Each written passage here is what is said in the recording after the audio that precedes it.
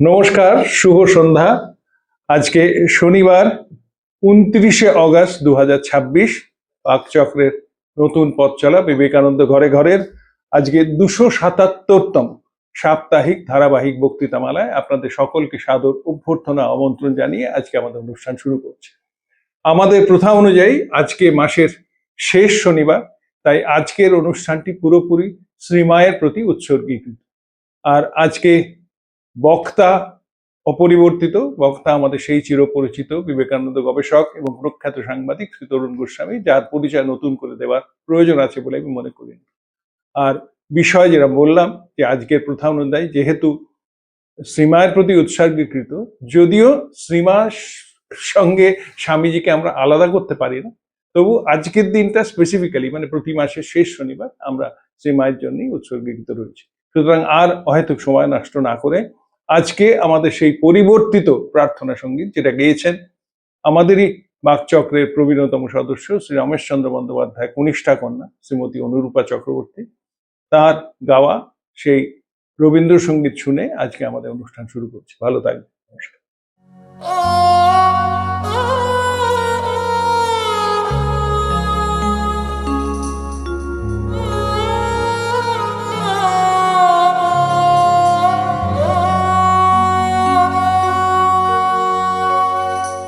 জীবন যখন শুকায় যায়, করুণা ধারায় এসো, সকল মাধুরী লুকায় যায়, গীত সুধারসে এসো। জীবন যখন শুকায় যায়, করুণা ধারায় এসো।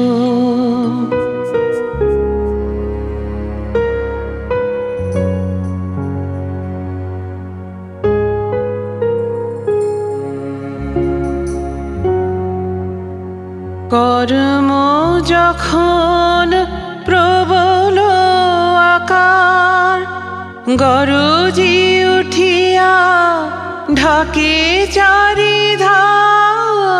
কর্ম যখন প্রবল আকার, গরজি উঠিয়া ঢাকে চারিধার।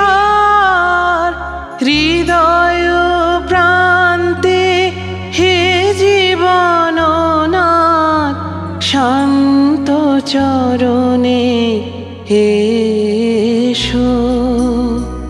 জীবন যখন শুকায় যায়, করুণা ধারায় এসো।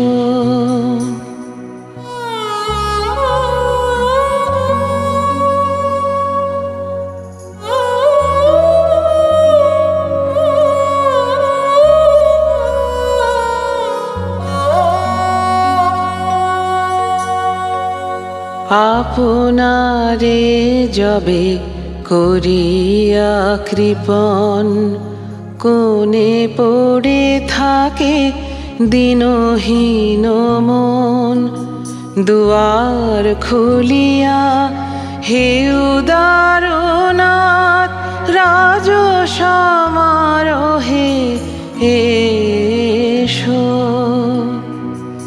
বাসনা যখন বিপুল ধুলায়, অন্ধ করিয়া অবধি ভুলায়। বাসনা যখন বিপুল ধুলায়, অন্ধ করিয়া অবধি ভুলায়।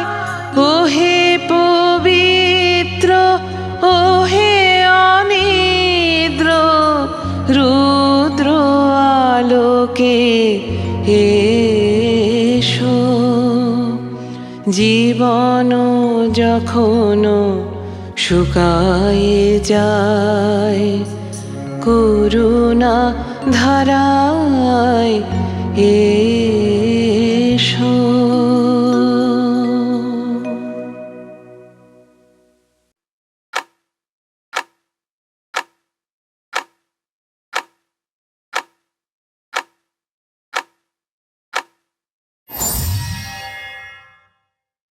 সুধীবৃন্দ, আজকে আমাদের আলোচনার বিষয় শ্রীমা।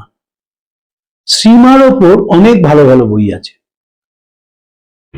স্বামী পূর্ণাত্মানন্দজি সম্পাদনা করেছেন যুগজননী বিবেকানন্দ, অসাধারণ একটি গ্রন্থ।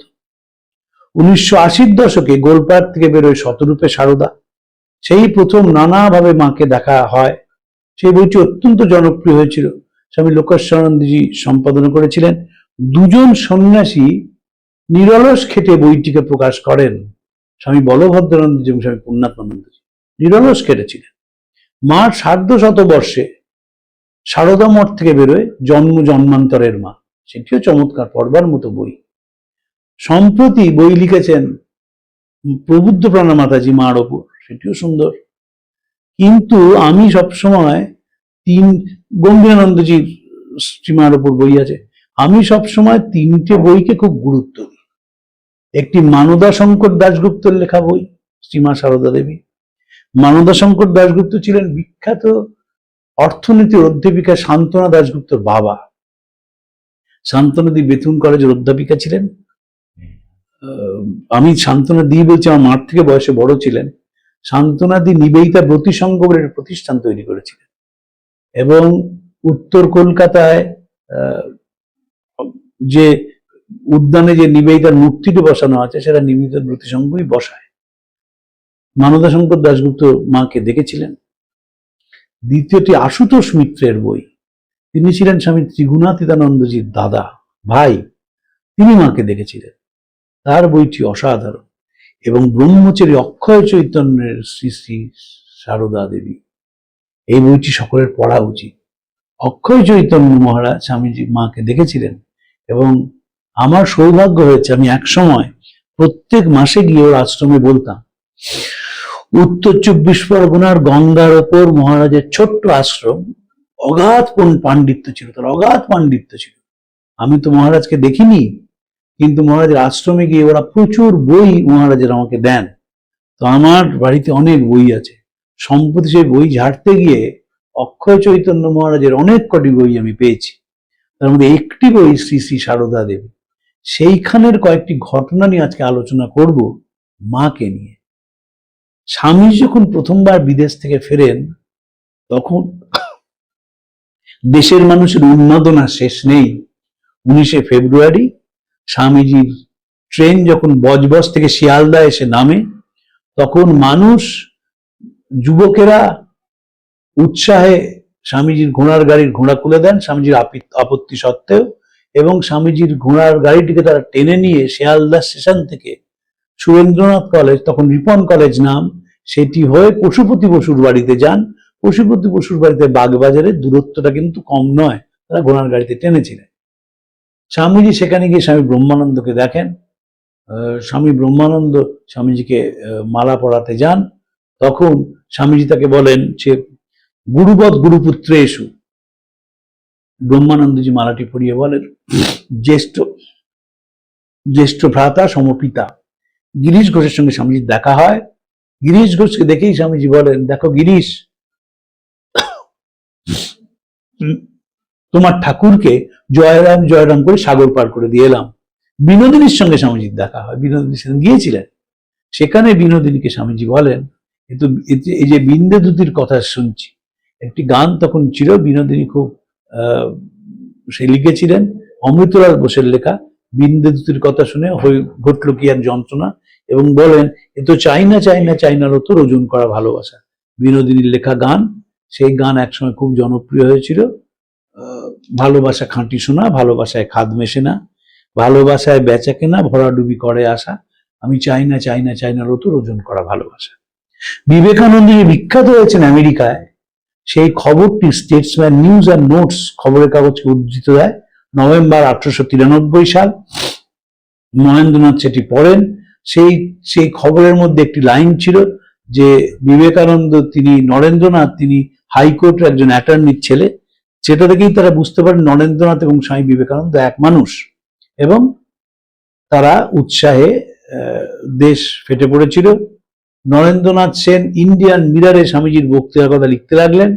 কলকাতার রাস্তার ফুটপাতে সেই বক্তৃতা টাঙিয়ে রাখা হতো কাগজে শিটে, অনেকে সেটি পড়েছিলেন।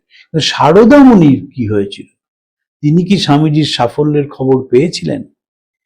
তাকে কে খবরটা দিল? তিনি তো জয়রামবাড়িতে থাকতেন। খবরটা কে দিল, তার খবরটা পাওয়ার পর কি প্রতিক্রিয়া হয়েছিল, এসব কোথাও লেখা নেই। কিন্তু যে ঘটনাটির কথা মহারাজ উল্লেখ করেছেন, ব্রহ্মচারী অক্ষয় চৈতন্য মহারাজ, সে ঘটনাটি বড় সাংঘাতিক। স্বামীজি যেদিন বোসপাড়া লেনের ভাড়া বাড়িতে প্রথমবার বিলেত থেকে ফিরে মাকে প্রণাম করতে গেলেন, আপনারা জানেন যে শ্রীরাম স্বামীজি যাবেন না ঠিক করেছেন। একদিন স্বামীজির মাদ্রাজিরা জিজ্ঞেস করলেন যে আপনি কার সঙ্গে ঝগড়া করেন? তিনি বললেন আমার গুরুর সঙ্গে। তিনি বলছেন আমাকে বিদেশে যেতে হবে। আমি বলেছি যাব না, কালকে হ্যাঁ বলে দিয়েছি। এই ঘটনার পরে মার কাছে চিঠি এসে পৌঁছয়। এই ঘটনা আমি বলেছি এখানে, আবার বলছি, ঘটনাটি মনে রাখার মতন। সেই চিঠি পড়ে মা পত্রপাঠ স্বামীজিকে বিদেশে যাওয়ার অনুমতি দেন। মার যে মা শ্যামা সুন্দরী দেবী, তিনি পাশে উপস্থিত ছিলেন। তিনি বলেন ওইটুকুনি ছেলে বিদেশে যাবে, তুই হ্যাঁ বলে দিলি? বলেন ঠাকুর বলেছেন অনুমতি দেওয়ার জন্য। স্বামীজি গেলেন। তার আগে মা একদিন স্বপ্ন দেখেছিলেন যে ঠাকুর ওই সমুদ্র পার হয়ে বিদেশে যাচ্ছেন, এবং একটি কথা তিনি মাকে বলেছিলেন যে একদিন অনেক আসবে এখানে, সবাই নাম করবে, কিন্তু আমি তখন থাকবো না, ঠাকুর বলেছিলেন মাকে। এইসব প্রেক্ষিত, এই প্রেক্ষিতটা জানলে এখন যে ঘটনাটি বলবো সেটা আরো ভালো করে আমরা বুঝতে পারবো। এবং সেই ঘটনা থেকে বোঝা যায় যে সারদা মুনি পুঙ্খানুপুঙ্খ খবর রাখতেন। শ্রীরামকৃষ্ণ বলেছিলেন যে ও সারদা সরস্বতী জ্ঞান দিতে এসেছে, এটা কিন্তু নিজের স্ত্রীকে তোয়াজ করা নয়, analytical expression of Sri Ramakrishna. Swamiji গেছেন মার কাছে বোসপাড়ালেনের বাড়িতে প্রণাম করতে। স্বামীজিকে দেখা হতেই মা বলছেন তুমি ওদের সে যা করেছ এটা কেউ করতে পারেনি। অক্ষয়চন্দ্রের বইতে আছে, পড়বেন আপনারা, যারা পড়বেন মন দিয়ে পড়বেন। বলছেন তার মানে তুমি যা করেছ এটা কেউ করতে পারেনি, মানে তুমি কি করেছো সে বিষয় সম্বন্ধে তিনি জানেন। আমাদের বেদান্তে একটি কথা আছে, অথাত ব্রহ্ম জিজ্ঞাসা, এরপর ব্রহ্ম জিজ্ঞাসা। আগেটা কি? আগে নিজেকে প্রস্তুত করা, বিশ্বাস করা যে জগৎ অনিত্য, বিশ্বাস করা যে জগৎ মায়া প্রপঞ্চময়, কারণ ক্ষণস্থায়ী বলে মা জানতেন। তাই বলছেন তুমি যা করেছো এমনটা কেউ করতে পারেনি বলে মা হাসছেন। স্বামীজি বলছেন মাকে তুমি কি বলছো? এইটা থেকে জানা যায় যে তারা তুমি বলে কথা বলতেন। মনে রাখতে হবে শ্রীরামকৃষ্ণকে একজন তুমি বলতেন, গিরিশ ঘোষ, আর কেউ তুমি বলতেন, সবাই আপনি বলতেন, সবাই আপনি বলতেন। মা বলতেন তুমি কি স্বামীজি বলছেন তুমি কি বলছো? আমি জানি তুমি ইচ্ছে করলেই লাখে লাখে বিবেকানন্দ তৈরি করতে পারো, ওটাই আসল কথা। অক্ষয় চৈতন্য লিখছেন, একথা শুনে মা হাসছেন। আমি শুধু আপনাদের ওই দৃশ্যটাকে কল্পনা করতে বলছি, সে ধ্যানেই হোক, সে জাগরণেই হোক, যেখানে শুনছেন বসে বাকচক্রের কথা সেখানেই হোক, এই দৃশ্যটা কল্পনা করবেন। শ্রীরামকৃষ্ণের যে কাজ, সেই কাজ স্বামীজি প্রচার করেছেন পাশ্চাত্যে। স্বামীজি নতুন ভাবে বেদান্তকে উপস্থাপিত করেছেন সিস্টার নিবেদিতার ভাষায়। When he began to speak, it was the religious ideas of the Hindus, but when he ended, Hinduism had been created. নতুন হিন্দু ধর্ম। কি হিন্দু ধর্ম? যে হিন্দু ধর্ম বলে যে জীবনটা হচ্ছে সমন্বয় দ্বারা সৃষ্ট।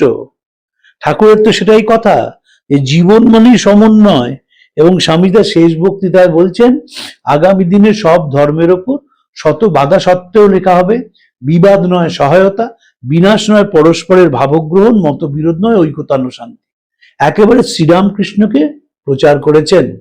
এবং মার কাছে শ্রীরামকৃষ্ণ হচ্ছেন কালী, মার কাছে শ্রীরামকৃষ্ণ হচ্ছেন গুরু, এবং সবসময় বলতেন ঠাকুরকে ডাকো।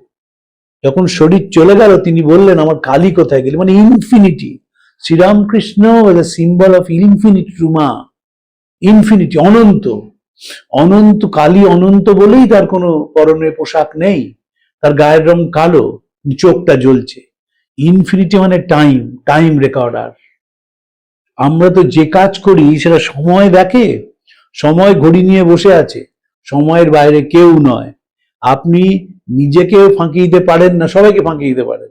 তাই মার কাছে ঠাকুরকে প্রচার করা হচ্ছে সবচেয়ে বড় কাজ। এবং যখন নানা প্রশ্ন উঠেছে যে স্বামীজির কাজ ঠিক না, মাস্টারমশাই প্রশ্ন করেছেন যে সাধু সেবা কাজ করবে কেন, তিনি নিশ্চয়ানন্দকে বলেই ফেলেছিলেন যে এই যে তোমরা সেবা কাজ করছো এতে আমার সমর্থন নেই।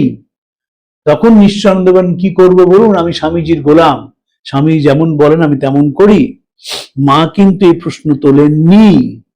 মার যিনি সবচেয়ে কাছের ছিলেন স্বামী যোগানন্দজি, তিনি প্রতিষ্ঠা, রামকৃষ্ণ মিশন প্রতিষ্ঠার দিন প্রশ্ন করছেন যে তুমি কি করে বলছো এসব বিরীতি ঢঙে হচ্ছে। এবং যেটা জানা যায় যে স্বামীজি এতটাই বিরক্ত হয়েছিলেন যে ঘর ছেড়ে চলে গিয়ে বলরাম বাবুর অন্য ঘরে বসেছিলেন। তারপর থেকে নিয়ে আসা হয় এবং তখন তিনি বলেন স্বামীজি ইট ওয়াজ এ ডিভাস্টেটিং ব্লো, যে ঠাকুরকে প্রচার করা হবে তখন বলছে যে কারণ তাদের কাছে ঠাকুর ওইটুকুনি ছিলেন, ঠাকুর এলেন আনন্দ করলেন চলে গেলেন। মার কাছে তা নয়, ঠাকুরের, মার কাছে ঠাকুরের বাণী আগামী দিনে মানুষকে প্রাণিত করবে। তাই তিনি বৃন্দাবনে যখন গেছেন তখন প্রার্থনা করেছেন যে তুমি এলে, আনন্দ করলে, চলে গেলে, কিন্তু এই ছেলেদের যেন একটা মঠ তৈরি হয়। চৈতন্যদেব এসেছিলেন, চৈতন্যদেব এসে তিনি প্রচার করলেন, হরিনাম প্রচার করলেন, সঙ্গ তৈরি করলেন না।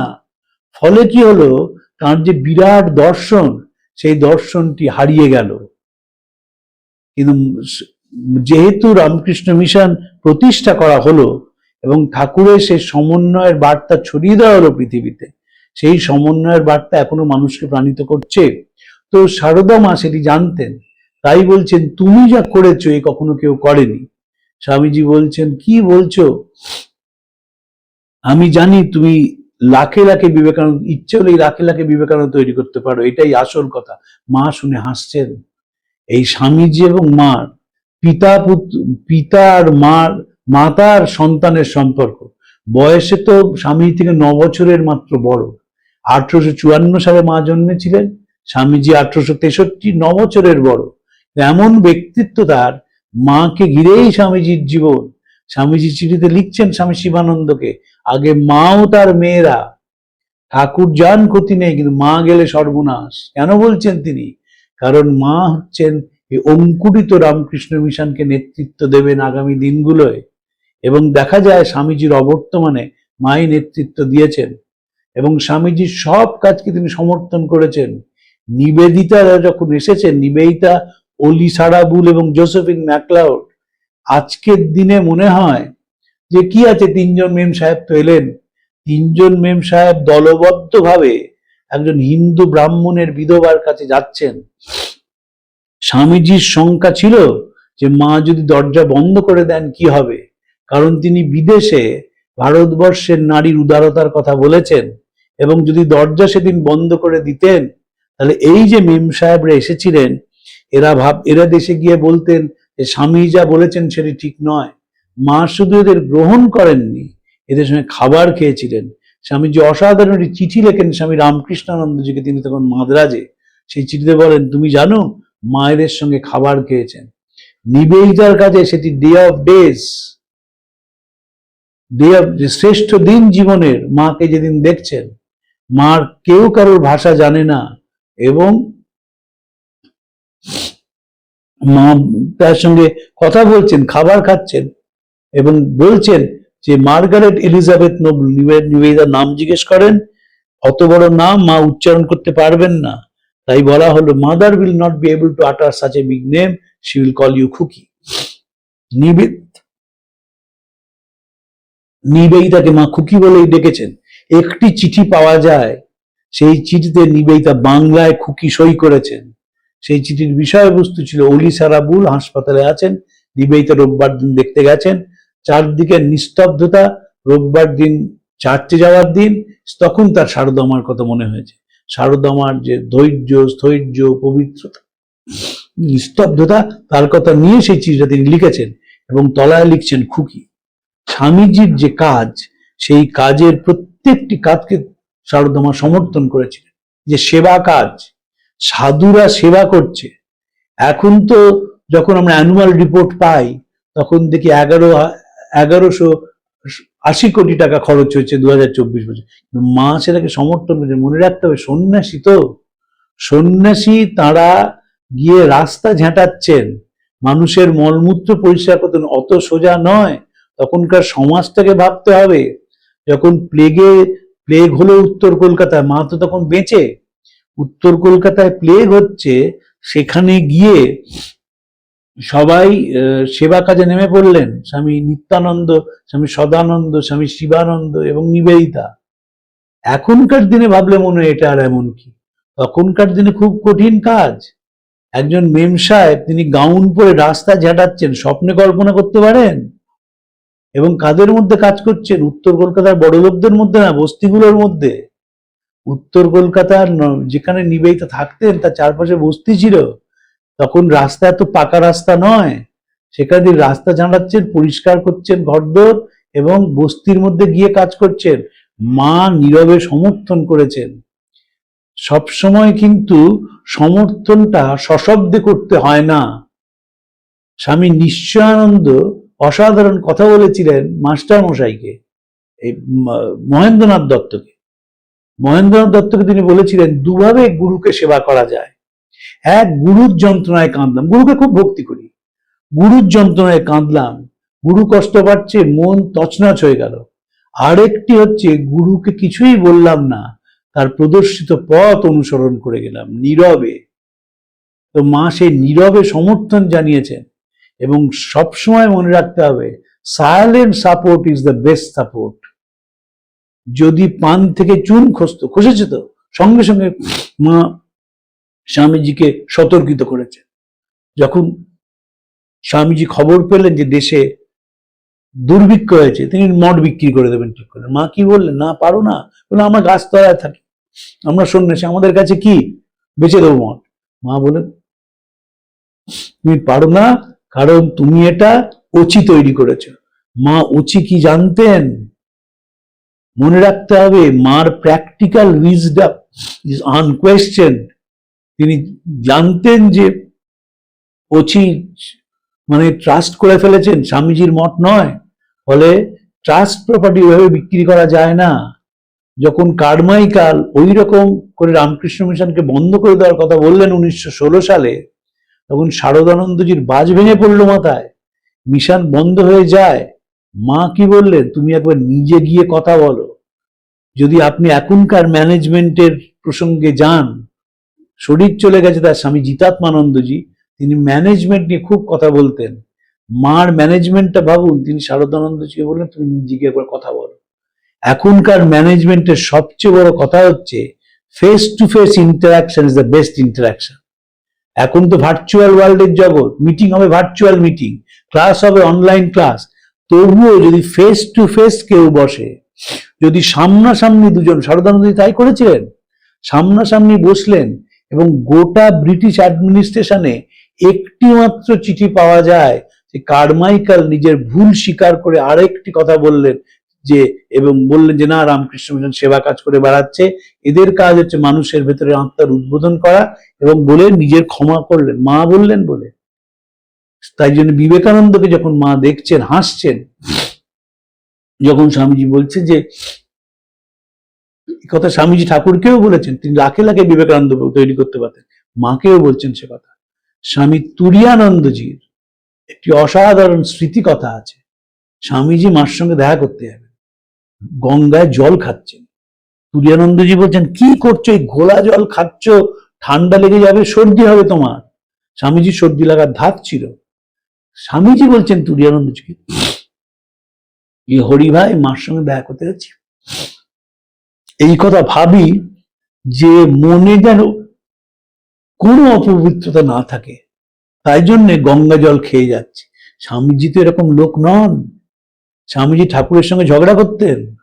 গিরিশ ঘোষ বলছেন যে তিনি যখন বলতেন যে পা টিপে দিতেন, ভাবতাম এ কি আপদ। কিন্তু মার সঙ্গে যখন দেখা করতে যাবেন তখন গিরিশ এবং স্বামীজি পরস্পরকে গঙ্গা জল ছেটাচ্ছেন। গঙ্গা জল ভারতবর্ষের সিম্বল অফ পিউরিটি। আপনি যখন গঙ্গা জল গায়ে ছেটান তখন সিম্বল অফ পিউরিটি আমরা মনে করি, এটা হিন্দুরা মনে করে। তাই জন্য স্বামীজি বলছেন গঙ্গা জল হচ্ছে হিন্দুর হিন্দুয়ানি। তো মাকে যাচ্ছেন। আরেকটি ঘটনার কথা অক্ষয় চৈতন্য মহারাজ সাংঘাতিক। স্বামীজি মাকে দেখা করতে যাবেন, সকালে গঙ্গা স্নান করেছেন, তারপরে বলছেন যে দেখ আমার গায়ে গঙ্গা জল ছিটিয়ে দে। স্বামীজি তো এগুলো নয়, স্বামীজি এরকম লোক নন। গঙ্গা জল ছেটানো হচ্ছে। গঙ্গা জল ছিটিয়ে স্বামীজির এমন ভাব হয়েছে, মার সঙ্গে দেখা করতে গিয়ে দরজায় পড়ে গেছেন, মা তুলছেন স্বামীজিকে। অসাধারণ বর্ণনা। তার মানে ভাবুন শ্রদ্ধার কোন স্তরে গায়ে গঙ্গা জল ছিটাচ্ছেন, গঙ্গা স্নান করেছেন এবং সেখানে গিয়ে আর ভাব রাখতে পারেননি। এবং বিদেশ থেকে ফিরে আসার পরে, কিন্তু বিদেশ থেকে ফেরার আগের বিবেকানন্দ নয়, এটা বিদেশ থেকে ফিরে আসার পরের বিবেকানন্দের কথা বলছি। যে বিবেকানন্দ পাশ্চাত্যে ছাপ ফেলেছেন, যে বিবেকানন্দের কথা গোটা ভারতবর্ষ জেনে ফেলেছে, যে বিবেকানন্দের কথা শুনতে যুবকেরা কলকাতায় ছুটছেন তার কাছে, সেই বিবেকানন্দ মার কাছে গিয়ে ঘরের সামনে তিনি পড়ে যাচ্ছেন ভাবে, এবং মা তখন তাকে তুলছেন। মার অসাধারণ ভাবের কথা অক্ষয় চৈতন্য লিখেছেন। যোগীন মা একবার বলছেন, নীলাম্বর বাবুর বাড়ি যে রয়েছে বেলুর মঠে, তাকে তার ছাতে মা, যোগীন্দ্র এবং গোলাপ মা এরা জপ ধ্যান করছেন। মা জপ ধ্যান করার মধ্যে ডুবে গেছেন এবং ডুবে যাওয়ার পরে তিনি বলছেন যে আমার হাত পা গুলোকে আমি খুঁজে পাচ্ছি না।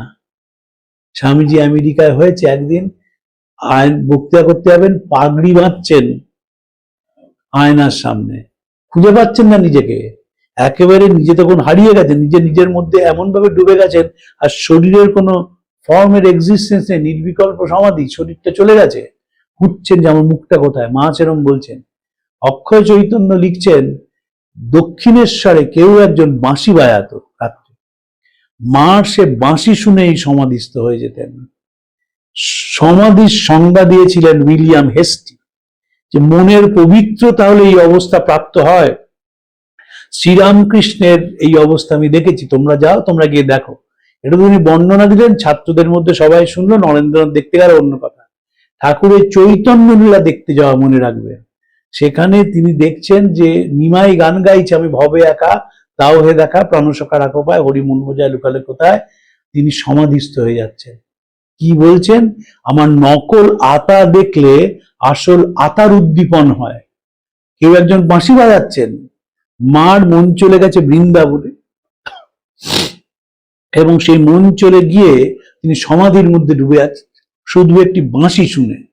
মনের পবিত্রতা না হলে হয় না।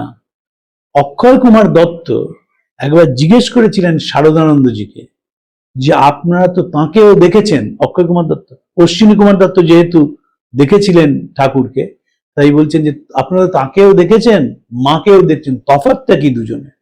শারদানন্দজি অসাধারণ উত্তর দিয়েছিলেন, তার সঙ্গে ঝগড়া করা যেত, মার সঙ্গে করা যায় না।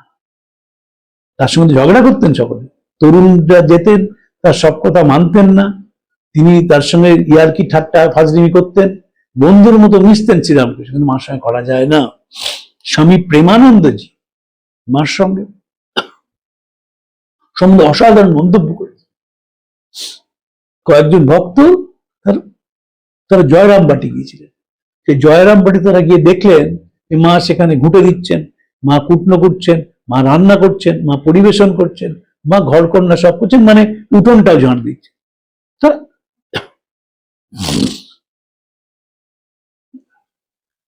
প্রেমানন্দজিকে সেটা বলেন। আর প্রেমানন্দজি না খুব সফট মাইন্ডেড লোক ছিলেন। রামকৃষ্ণ পরিমণ্ডলে স্বামীজি ঠাকুরের শিষ্যদের মধ্যে একজন প্রেমানন্দজিকে দীক্ষা দিতে দেননি। তার কারণ তার মনে হয়েছিল দীক্ষা দিতে গেলেই তিনি এমন সফট নেচার যে চতুর্দিকে দীক্ষা দিয়ে ফেলবেন এবং ওরা ভক্তদের আঁকড়া হয়ে উঠবে। প্রেমানন্দজিকে দীক্ষা দিতে দেননি স্বামীজি। তো বলছেন, তখন প্রেমানন্দজিকে বলছেন যে মাকে এরকম দেখলাম। তিনি জিজ্ঞেস করছেন মা কি করলে? মা দেখলাম সকালে উঠে উঠোন ঝাঁট দিচ্ছেন, মা দেখলাম সকালে এসে তারপর কুটনো কুটছেন, রান্না করছেন। তখন বললেন দেখো এটাই হচ্ছে